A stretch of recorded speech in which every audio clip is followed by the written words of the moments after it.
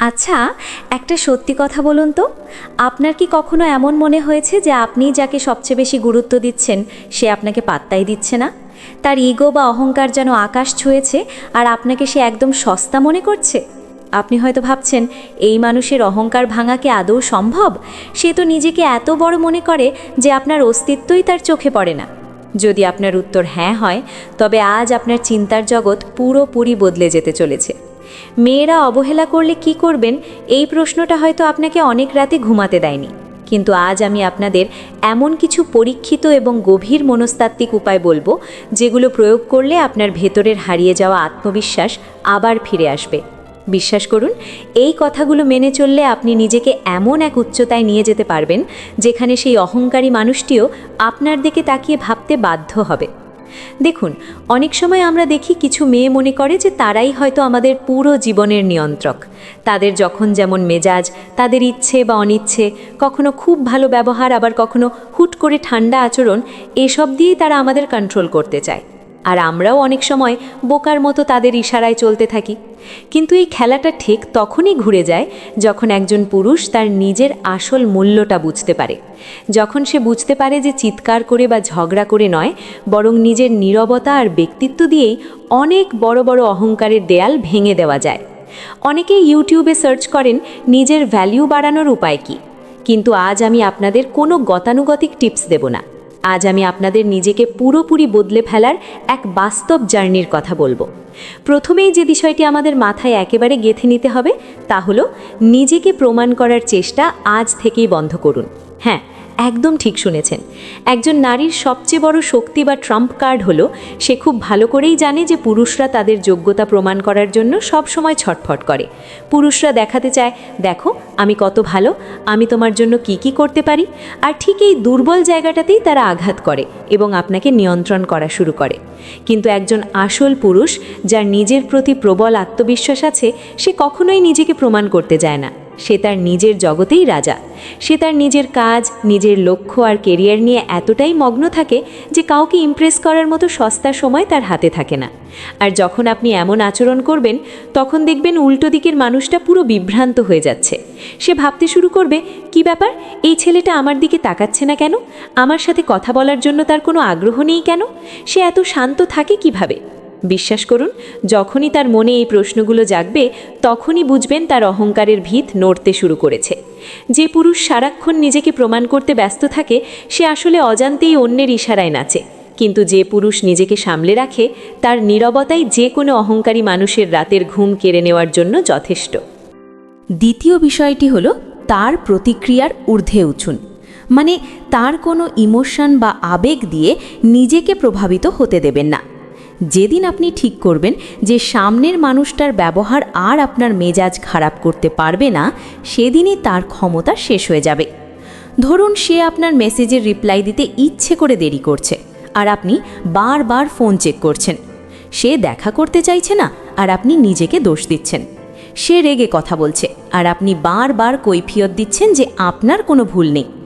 এই যে আপনার অস্থিরতা, এটাই হলো তার ইগোর সবচেয়ে বড় খাবার। কিন্তু যেদিন আপনি আপনার মনের ওপর নিয়ন্ত্রণ নিয়ে আসবেন, যেদিন তার কোনো অবহেলা বা কটু কথা আপনাকে ভেতর থেকে একটুও নাড়াতে পারবে না, সেদিন আপনি জিতবেন। সে হয়তো আপনাকে রাগানোর চেষ্টা করছে, কিন্তু আপনি একদম শান্ত। আপনার এই স্থিরতা তাকে ভয় পাইয়ে দেবে। সে ভাববে তার কোনো চালই আর কাজ করছে না। আর যখন তার এই অস্ত্রগুলো অকেজো হয়ে যায়, তখনই তার অহংকারে ফাটল ধরে। সে চায় আপনি তার মেজাজ অনুযায়ী চলুন, কিন্তু আপনি যখন বুঝিয়ে দেবেন যে আপনি তার মেজাজের গোলাম নন, আপনি আপনার লক্ষ্যের মানুষ, তখন তার সবচেয়ে বড় শক্তিটাই ভেঙে পড়বে। তখন আপনি তার কাছে আর 10টা সাধারণ ছেলের মতো থাকবেন না। আপনি হয়ে উঠবেন এক রহস্যময় পুরুষ, যাকে সম্মান না করে পারাই যায় না। তৃতীয় এবং অত্যন্ত গুরুত্বপূর্ণ ধাপটি হলো দূরত্ব তৈরি করা। তবে সাবধান, এই দূরত্বটা যেন কোনো নাটুকে ব্যাপার না হয়। এটা হতে হবে একদম মন থেকে। অনেকেই বলে আমি ওর থেকে দূরে আছি, কিন্তু সারা দিন লুকিয়ে লুকিয়ে তার হোয়াটসঅ্যাপ স্ট্যাটাস দেখে, তার ফেসবুক প্রোফাইল চেক করে, আর মনে মনে ভাবে, ইস, সে যদি একটা টেক্সট করতো। ভাই, এটা কিন্তু দূরত্ব নয়, এটা আপনার দুর্বলতা। নারী মন খুব অদ্ভুত, তারা সব বোঝে। সে ঠিকই বুঝতে পারে আপনি দূরে গিয়েও আসলে তার হাতের মুঠোতেই আছেন। পছন্দের মানুষ ইগনোর করলে করণীয় কি, এই নিয়ে হয়তো আপনি অনেক ভেবেছেন। এর আসল উত্তর হলো সত্যিকারের ডিট্যাচমেন্ট। যেদিন আপনি সত্যি সত্যি মন থেকে দূরত্ব তৈরি করবেন, যেদিন তার কোনো ছবি বা স্মৃতি আপনাকে আর কষ্ট দেবে না, ঠিক সেদিন থেকেই তার ইগো দুর্বল হতে শুরু করবে। মেয়েরা সবচেয়ে বেশি অস্থির হয় সেই পুরুষকে নিয়ে যে একবার মুখ ফিরিয়ে নিলে আর জীবনেও পেছনে তাকায় না। তাই কোনো লোক দেখানো দূরত্ব বজায় রাখবেন না। যদি সরতেই হয় তবে পুরো আত্মসম্মান নিয়ে সরে আসুন। এমনভাবে নিজের জীবনে ফোকাস করুন যেন তাকে ছাড়াও আপনার জীবন দিব্যি চলছে, বরং আগের থেকে অনেক বেশি ভালো চলছে। আপনার এই সুখী এবং ব্যস্ত জীবন তাকে যতটা পোড়াবে, হাজার ঝগড়া করেও আপনি সেটা পারবেন না। চতুর্থ বিষয়টি হলো তাকে স্পেশাল বা বিশেষ ভাবা বন্ধ করুন এবং নিজেকে র্যার বা দুর্লভ করে তুলুন। দেখুন, যতক্ষণ আপনি তাকে আপনার পৃথিবীর কেন্দ্রবিন্দু বানিয়ে রাখবেন, ততক্ষণ তার অহংকার বাড়তেই থাকবে। যখন আপনি তাকে প্রয়োজনের চেয়ে বেশি গুরুত্ব দেন, সব ব্যাপারে তার মতামত নেন, তখন সে নিজেকে আপনার চেয়ে শ্রেষ্ঠ ভাবতে শুরু করে। আর যখন কেউ নিজেকে এত বেশি গুরুত্বপূর্ণ ভাবে, তখন অবহেলা করাটা তার অভ্যাসে পরিণত হয়। সে তখন ইচ্ছে করে দেরিতে রিপ্লাই দেয়, আপনার কল কাটে, আপনার ভালোবাসাকে একদম সস্তা মনে করে। কেন জানেন? কারণ আপনিই তাকে সেই জায়গাটা দিয়েছেন যা আসলে আপনার নিজের প্রাপ্য ছিল। আসল শক্তি তখনই আসে যখন আপনি নিজের জীবনে নিজেকেই প্রধান চরিত্র বা হিরো মনে করবেন। অন্য কেউ সেখানে পার্শ্ব চরিত্র ছাড়া আর কিছুই নয়।